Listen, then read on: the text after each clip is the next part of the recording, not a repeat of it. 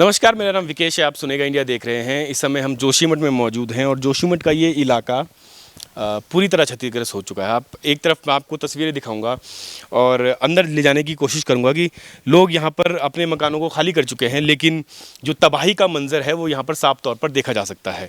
अगर आप सारे मकान देखेंगे, शायद दरारें पड़ने के बाद इनको तोड़ा गया है और जब बहुत ज़्यादा दरारें पड़ने लगी थी उसके बाद मुआवजा भी संभवतः दे दिया गया है लोगों को और रहने की एक जगह भी दे दी गई होगी।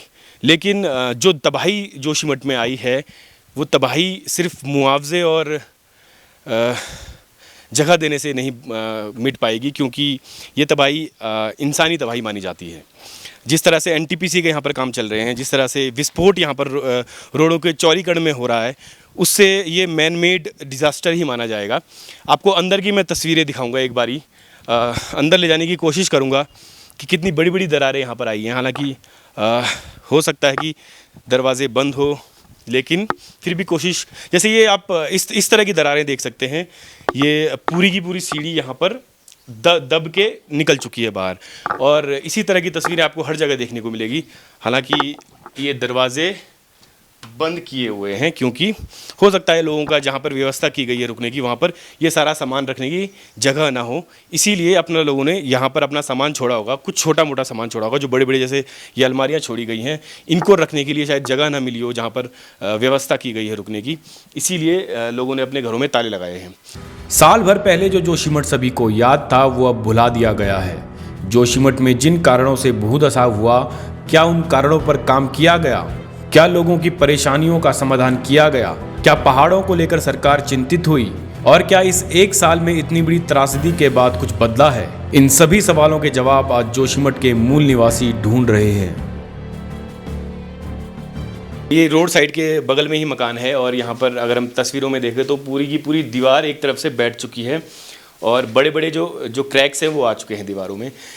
इस घर में जो लोग रहते थे वो अब धर्मशाला में रह रहे हैं, और स्थानीय लोगों का कहना है कि धर्मशाला में जिस तरह की व्यवस्थाएं हैं वो भी इतनी ख़ास नहीं, उतनी अच्छी नहीं है कि वहाँ पर रहने लायक कंडीशंस हैं। एक ज़रूरी बात यह है कि अब लोगों को जबरन कहा जा रहा है कि वो यहाँ से खाली कर दें, उनके बिजली काटी जाएगी, उनके पानी काटा जाएगा, और जब ये सब बिजली और पानी कट जाएगा तो लोगों को मजबूरन इसे खाली करना पड़ेगा। और लोगों को यही डर सता रहा है कि अगर उन्हें खाली करने के लिए कह दिया जाए तो क्या वो मुआवजा जो उनको मिला है 12-13 लाख का या उससे ज़्यादा संभवतः किसी को मिला हो, क्या उस मुआवजे में कोई बाहर जाके ज़मीन खरीद के 1 महीने के अंदर अपना मकान बना के, मतलब बहुत सारी चीज़ें हैं। आप प्रैक्टिकल इस बारे में सोचें तो आप क्या एक दिन में खाली करने के बाद क्या दूसरे दिन 1 महीने के अंदर कोई अपना मकान बना लेगा, या फिर उतने ही मुआवजे में मकान बन जाएगा, ऐसी ज़मीन में बन जाएगा जैसी ज़मीन जोशीमठ में है, जहाँ पर यात्रा सीज़न में लोग अपना स्वरोजगार अपना चला सकते हैं, अच्छा खासा पैसा कमा सकते हैं।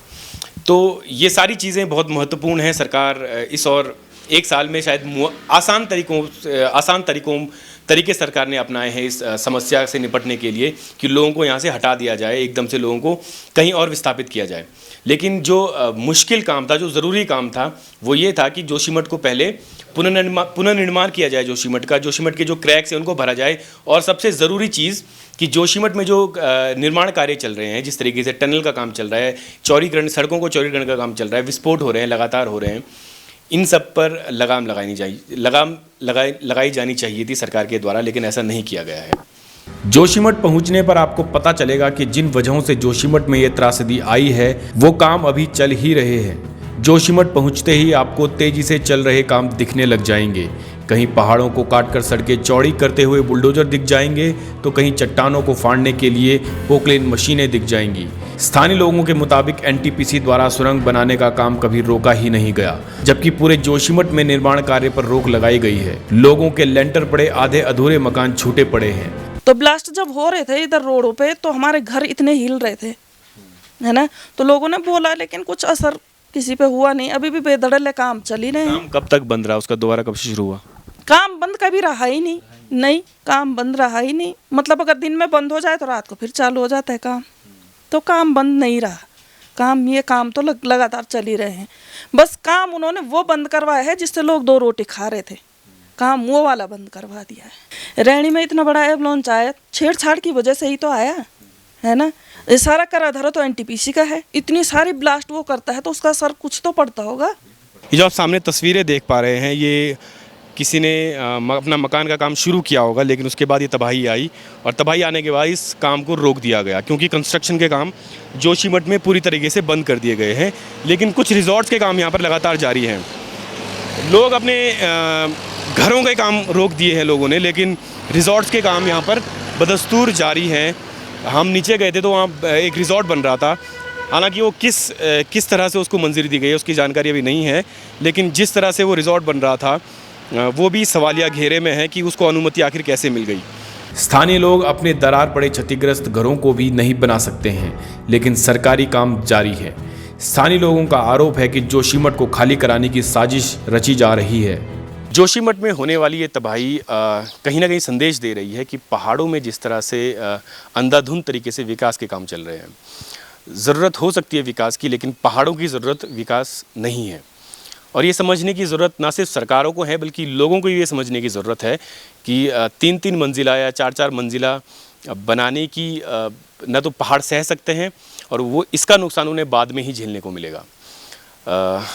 ये जो पूरी की पूरी तस्वीर आप देख सकते हैं मेरे सामने, ये खंडर है, ये बर्बाद हो चुकी ज़मीनें हैं, ये लोगों के बर्बाद हो चुके घर हैं, जिसके ज़िम्मेदार विकास है। और विकास की इसी अंधाधुंध रेस को अगर रोका जाए तो ही पहाड़ों को बचाया जा सकता है।